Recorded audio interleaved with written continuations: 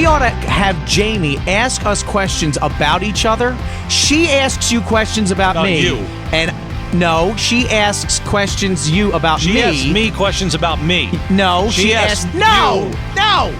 You never listen. You know it. A decade of Mac and Gaydos.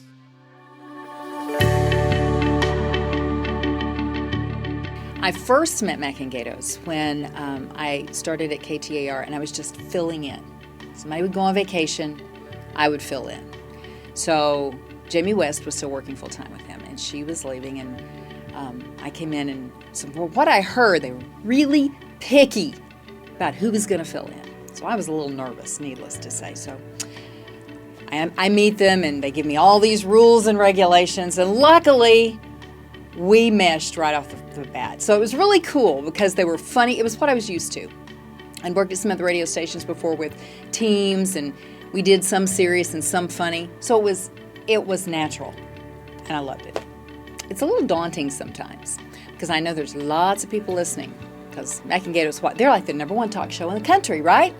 I don't know if that's true, but it sounds good, and if you say it enough, everybody believes it. So it's fun because we get serious, but we're fun at the same time. People always ask me, are they like what they hear on the air? And they really are. I mean, what you hear is what you get. It's when we talk off the air, it's pretty much the same. So you're not getting a story when you're on the air. You're getting the real thing. And it's just a lot of fun. People will say, yeah, you're the voice of reason. They would just be going all over the place without you there to rein them back in. Now, I do try to do that from time to time. But honestly, if I can take them off the rails too, I will absolutely do it every time. One thing that always crops into my mind was one time when Gaydos was gone and Mac was here. And Donny Osmond called to do an interview.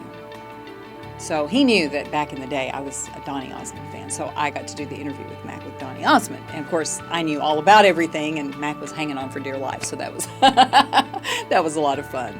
People probably don't realize how hard they work before that mic ever goes on. And me too, for that matter. I mean, there's so much prep time involved. I know they're here really early every day, and the show doesn't start till 2. So you can't imagine what kind of work has gone into every single day. Now, granted, it's a news talk program, so there's a little bit of all of that involved. I often say to people, you go see a comedian at a stand-up, and they're going to do what, hour and a half of a show, 2 hours tops, but they do that same show every single place they go, right? When you're listening to somebody on the radio, they're doing 4 hours on the radio, and it's different every single day. One of the things that I think I'm most proud of about our show is that in this political climate that we've got going on, there's a lot of nastiness out there, a lot of it, and it's made a lot of people heart sick, I think, with the way things are. I feel like with our show, we keep it right down the middle. I feel like that we're good about not egging people on and not letting people egg others on. We keep it civil, we keep it entertaining, and we keep it informative, and I think that is the key. Drive home informed and entertained, and not angry, happy. And I like that about the Mac and Gaydos show. I'm Bob McClay. Here's our top story.